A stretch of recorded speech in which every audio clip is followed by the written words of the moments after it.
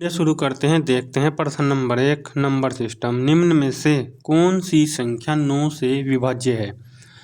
तो 9 से विभाज्य कोई भी संख्या तब होती है, उस संख्या की हमको क्या करना था, कोई भी संख्या 9 से तभी विभक्त होगी जितनी भी संख्याएं ऑप्शन में दी गई हैं उनके अंकों का योग देखते हैं। यदि अंकों का योग 9 से डिवाइड हो जाए, यानी 9 का पहाड़ आ जाए, 9, 18, 27, 36, 45, इस प्रकार देखना है। तो अब हमको क्या करना है, 9 के रूल में भी यही है नियम की अंकों का योग करना है। अब देखते हैं, जैसे ऑप्शन ए है तो हम यहाँ पर अंकों का योग करेंगे 1 + 2 + 3 + 6 + 6। तो अब इनको सबको जोड़ेंगे, 6 और 6 12, 12 3 15, 15 2 17, 17 1 18। तो 18 क्या आता है, 9 के पहाड़े में आता है, तो इसलिए ऑप्शन ए क्या हो जाएगा, 9 से डिवाइड है। इसी प्रकार ये देख लेते हैं ऑप्शन बी, ऑप्शन ए।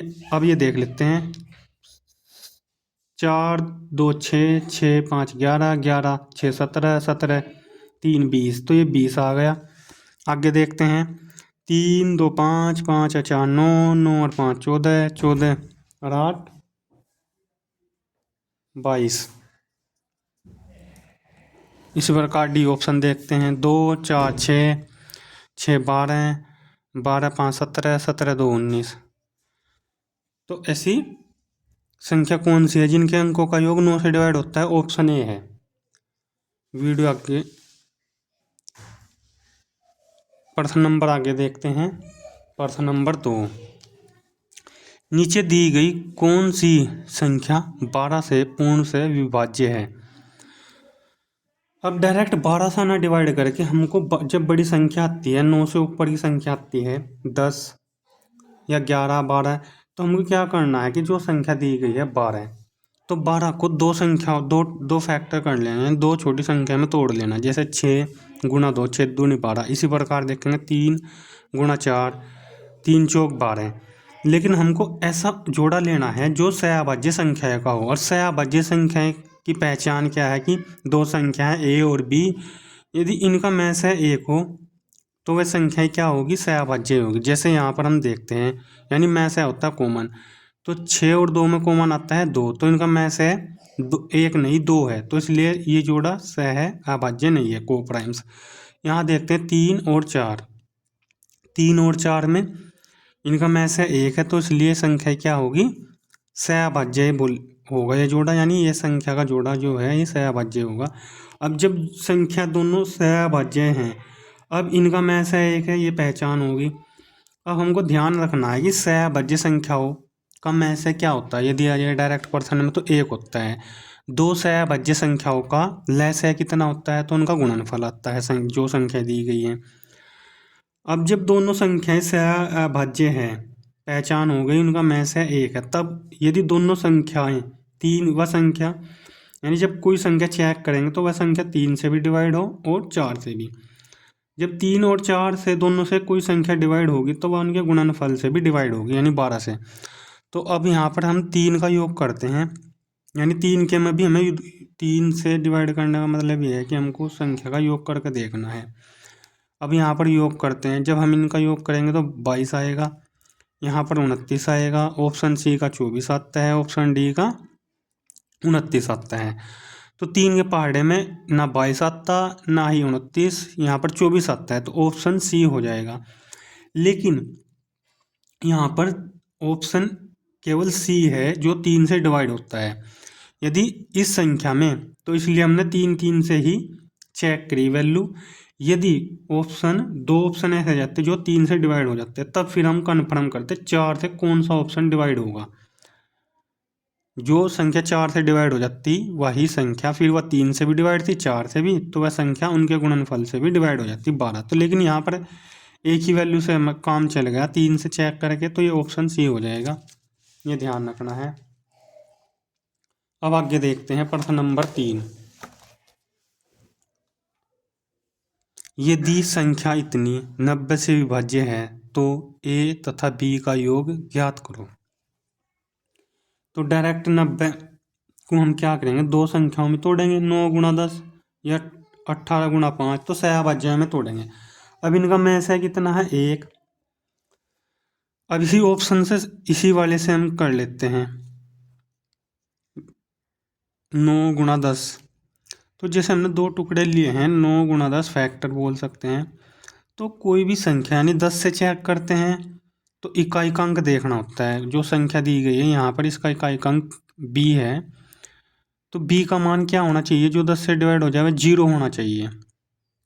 तो b का मान तो कन्फर्म हो गया कि 0 आएगा। अब 9 से चेक करना है तो वैल्यू का मान, a का मान निकाल लेंगे। 9 से चेक करेंगे और a का मान निकाल लेंगे। अब जैसे ये संख्या लिखी गई है, b का मान कन्फर्म हो गया 0।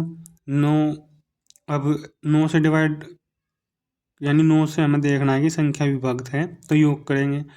जब हम इनका योग करते हैं तो ये आता है 19 + a। तो a का मान क्या रखना है हमें? जो 18 यानी 9 के पहाड़े में आ जाए। 9, 18, 27। 18 से तो ज़्यादा ही वैल्यू आएगी। जब यहाँ पर 19 है तो इसका मतलब 27 आ जाए या 36। तो हमें a का मान ऐसी वैल्यू रखनी है जिससे 27 आ जाए या 36। तो 8 रखते हैं तो ये 27 आ जाता है। तो a का मान 8, तो इसलिए हम करते हैं a और b का योग। जब a और b का योग करेंगे तो 8 है a का मान, b का मान 0, तो ये आता है 8। तो इनका योग क्या हो जाएगा? 8।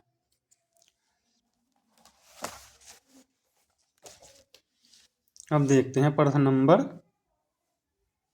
4। नीचे दी गई संख्याओं में से कौन सी संख्या 24 से पूरी तरह विभाजित करने योग्य है? तो यहाँ पर संख्या दी गई है 24। 24 के हमें 2 फैक्टर यानी टुकड़े, 2 छोटी संख्या में तोड़ना है। तो इसको हम तोड़ते हैं 8 × 3, 8 या 24। ये इसको एक तो ये है, या 12 × 2 24 होता है। या फिर कैसे तोड़ सकते हैं, इसको डिवाइड कर सकते हैं, 6 × 4 होता है।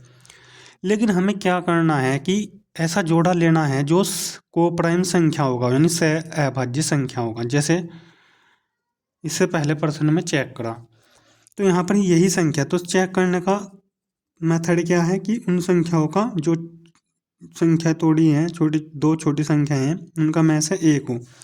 तो 3 और 8 में कॉमन एक ही आता है, तो उनका में से एक है। तो यही जोड़ा सहअभाज्य संख्याओं का है। ये है नहीं, क्योंकि यहाँ पर 2 है कॉमन, यहाँ पर भी 2 है, तो ये सहअभाज्य संख्या नहीं है।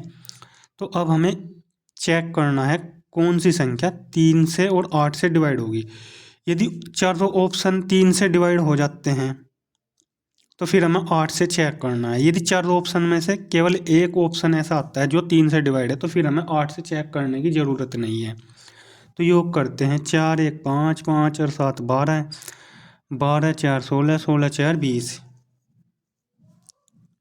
4, 4, 12, 12, 4, 4, 8, 4, 12, 12 और 8, 20, 8 और 2, 10, 10, 8, 18, 18 और 5, 23, 23 और 6, 29,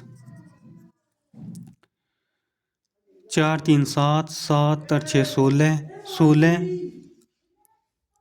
और 7, 16, 7, 23, 23 और 6, 29, यानी 7 और 6, 13, 13, 13 और 9, 22, 22, 25, 29, ठीक है। 5 और 5, 10, 17, 19, 19 और 9, 27। तो केवल इन संख्या, ये जो 4 ऑप्शन दिए गए हैं, इनमें केवल ऑप्शन डी 3 से यानी 3 से डिवाइड होती है 27, 20 ना होती है, ना 29, ना 29। तो ऑप्शन डी सही है, क्योंकि चारों ऑप्शन में से केवल एक ही ऑप्शन ऐसा है जो 3 से डिवाइड होता है। यदि 2 ऑप्शन ऐसे आ जाते हैं जो 3 से डिवाइड होते हैं, फिर हम उन दोनों ऑप्शनों को चेक करते 8 से। लेकिन यहाँ पर एक ही ऑप्शन से 3 से ही एक ही संख्या से डिवाइड होकर कन्फर्म हो गया कि ये संख्या 24 से डिवाइड होगी। आगे देखते हैं। दी गई संख्या 5x 7 9 3x 4 3 से विभाज्य है, तो x का मान बताओ। अब कोई भी संख्या 3 से तभी विभक्त होती है जब उसके अंकों का योग 3 से डिवाइड हो जाए। तो अंकों का योग करेंगे, x और x को एक साथ जोड़ लेंगे, 2x हो जाएगा। अब अंकों को जोड़ते हैं, 7, 5, 12, 12 और 12 और 9, 21, 3, 24, 4, 28। अब हमको x का ऐसी वैल्यू रखनी है, जैसे 3 का पहाड़ा पढ़ते जाएंगे तो 28 से तो ज़्यादा ही आएगी संख्या, यानी 30 आ जाए, 33, 36, 39, ऐसे ही 42। तो यहाँ पर हमको देखना है कि x का ऐसी वैल्यू रखनी है जिससे कोई संख्या 30 आ जाए, 33 आ जाए, 36 आ जाए, यानी 3 से डिवाइड हो जाए योग इनका। तो 28, तो x का मान यदि हम 3 रखते हैं, इधर से ही देख लेते हैं, 3 रखते हैं तो 6 आ जाएगा, 6। 3 का मान यहाँ गुणा करेंगे तो 3, 6 आ जाएगा 6, और 28 हो जाएगा 34। तो ये 3 से डिवाइड नहीं है, तो ये तो कट गया ऑप्शन। अब 5 रखते हैं, 10 जोड़ेंगे तो 38 आ जाएगा, ये भी नहीं होगा। फिर 7 रखते हैं, 7 दूनी 14 हो जाता है, 28 प्लस 7 दूनी 14, 8 और 4 12 का 2 का हासिल को 1 3, 2 और 1 3 एक हासिल का 42। तो ये 42 आ जाता है, 3 से डिवाइड हो जाएगी। 9 से भी चेक कर लेते हैं, 9 दूनी 18 हो जाएगा, 18, 28 और 18, 8 8 16 का 6 का हासिल को 1 3, 2 और 1 3 और 1 4 46। तो ये डिवाइड नहीं है 3 से, तो ऑप्शन बी सही है, 7 वैल्यू है, x की 7 वैल्यू है।